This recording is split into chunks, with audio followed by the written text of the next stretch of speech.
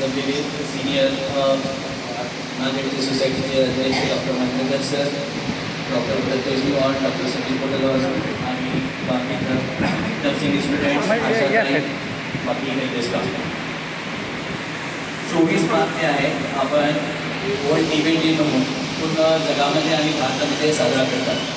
याचं कारण हे आहे, या दिवशी रॉबर्ट कॉक्स नावी जर्मन जे आहे फिजिशियन यांनी याचा शोध लावला आहे, मायक्रोबॅक्टेरियम ट्युबरक्युलोसिस.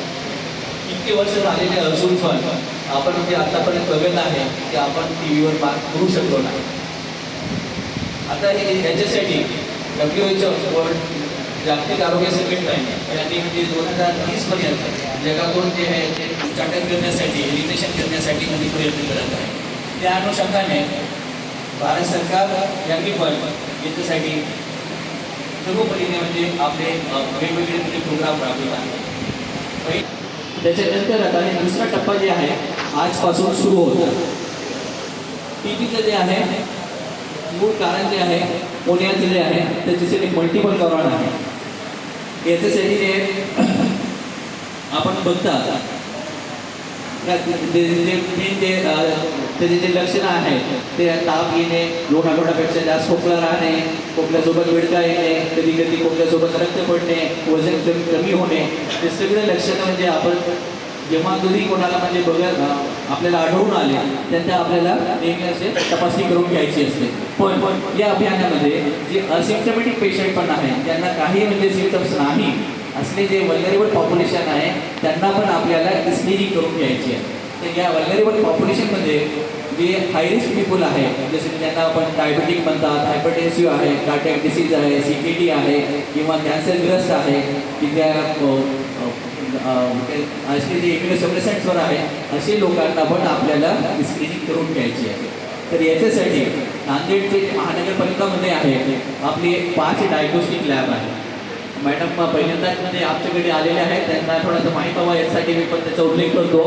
आपल्याकडे जे आहे 5 डायग्नोस्टिक लॅब आहे. एक जंगमवाडीला आहे, दुसरा शिवाजीनगरला, तिसरी हैदराबादला, चौथी अरबगल्लीला आणि 5वी मेडिकल कॉलेजमध्ये पण आपली महानगरपालिकेची लॅब आहे.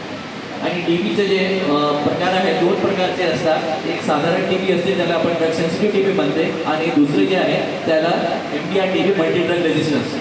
तर याच्यासाठी पण चेक करण्यासाठी पण जे मशीन्स आहे त्याला CBNAT किंवा TrueNAT म्हणतात. तर अशी पण म्हणजे आपल्याकडे एक CBNAT मशीन आणि 5 जे आहे TrueNAT मशीन आपल्याकडे उपलब्ध आहे.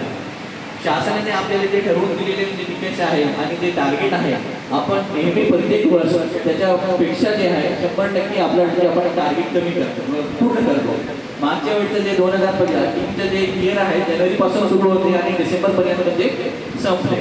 याच्यासाठी आपल्याला जे मागच्या वर्षी जे टार्गेट दिलेला होता ते 2800, तर याच्यापेक्षा पण आपण जास्त करून 2945 रुग्ण आपण म्हणजे शोधून काढले आणि त्यांना उपचारावर घेतले.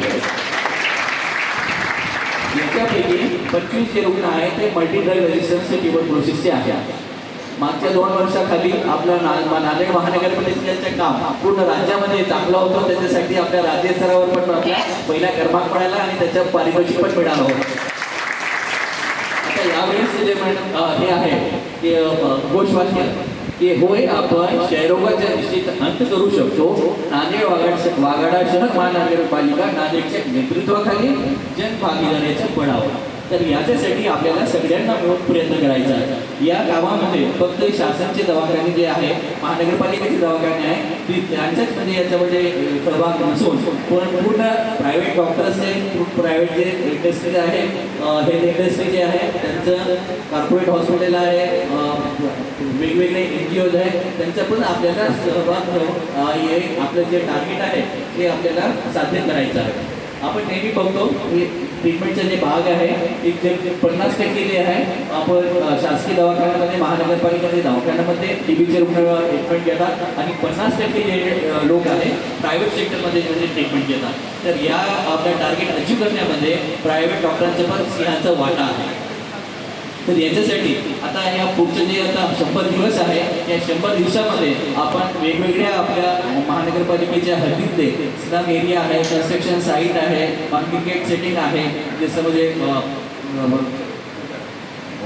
ओल्ड एज होम आहे, प्रिझन आहे, असल्या ठिकाणी आपण म्हणजे कॅम्प म्हणजे आयोजन करणार आहे आणि तिथं सगळे लोकांची स्क्रीनिंग करून घेणार आहे. तर याच्यासाठी हे जे आपलं गोल आहे TB मुक्त भारत अभियानाचा, त्याला आपल्याला साध्य करण्यासाठी मला आपली विनंती आहे की सगळ्यांनी याच्यामध्ये सहभाग नोंदवा. तो कुठंही आपल्या एरियामध्ये, आपल्या घरामध्ये, आपल्या मोहल्ल्यामध्ये आणि आपल्या शहरामध्ये ज्यांना लोकांना असे म्हणजे सिम्पटम्स आढळून आले त्यांना आपण याच्यासाठी स्क्रीन करून घेण्यासाठी सांगावं आणि लवकर निदान लवकर उपचार जर आपण करून घेतले तर TB मुक्त भारत करण्यासाठी आपल्याला मदत होईल. जय हिंद, जय महाराष्ट्र.